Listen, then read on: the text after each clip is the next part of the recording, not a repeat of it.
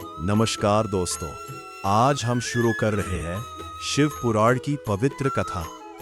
एक ऐसी कथा जो सिर्फ कहानी नहीं है बल्कि सृष्टि का रहस्य, भगवान शिव की महिमा और जीवन का सत्य बताती है।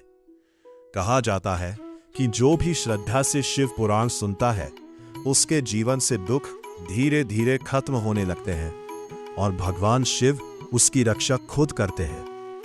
तो आंखें बंद कीजिए, मन को शांत कीजिए और चलिए चलते हैं उस समय में जब ना धरती थी, ना आसमान, ना देवता थे, ना इंसान।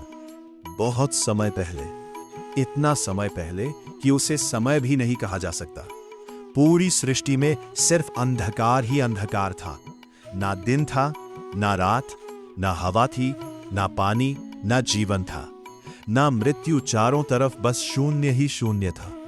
लेकिन उसी शून्य के बीच एक शक्ति मौजूद थी, एक ऐसी शक्ति जो न पैदा हुई थी, ना कभी खत्म होने वाली थी।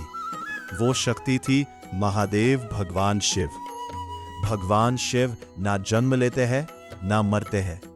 वो सृष्टि से पहले भी थे और सृष्टि के बाद भी रहेंगे। जब पूरी सृष्टि अंधकार में डूबी हुई थी, तभी अचानक एक तेज प्रकाश दिखाई दिया।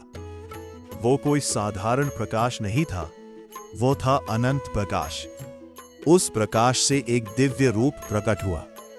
जटाओं में गंगा, माथे पर चंद्रमा, गले में नाग और आंखों में पूरी सृष्टि का रहस्य।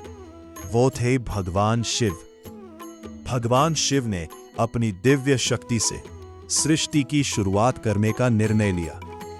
उन्होंने अपनी शक्ति से सबसे पहले ब्रह्मा जी को उत्पन्न किया और ब्रह्मा जी से कहा, तुम सृष्टि की रचना करो। फिर भगवान शिव ने भगवान विष्णु को उत्पन्न किया और कहा, तुम इस सृष्टि की रक्षा करना। जब ब्रह्मा जी और विष्णु जी पैदा हुए तो दोनों को यह समझ नहीं आया कि उन्हें किसने बनाया है। कुछ समय बाद दोनों के बीच एक सवाल खड़ा हो गया, सबसे बड़ा कौन है? ब्रह्मा जी बोले, मैं सृष्टि का रचयिता हूं, इसलिए मैं सबसे बड़ा हूं। विष्णु जी बोले, मैं सृष्टि की रक्षा करता हूं, इसलिए मैं सबसे बड़ा हूं। दोनों के बीच विवाद बढ़ने लगा। तभी अचानक उनके सामने एक बहुत बड़ा स्तंभ प्रकट हुआ। इतना बड़ा कि उसका ना कोई शुरुआत दिख रही थी, ना अंत। ब्रह्मा जी बोले, मैं इस स्तंभ का ऊपर का हिस्सा ढूंढ कर आता हूं।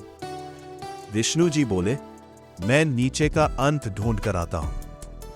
दोनों अलग अलग दिशाओं में निकल गए।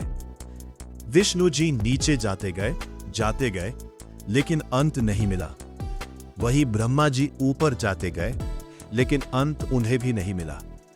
कई हजार साल बीत गए।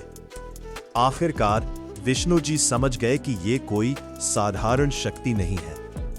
उन्होंने उसी अग्नि स्तंभ के सामने हाथ जोड़कर कहा, हे प्रभु, आप कौन हैं?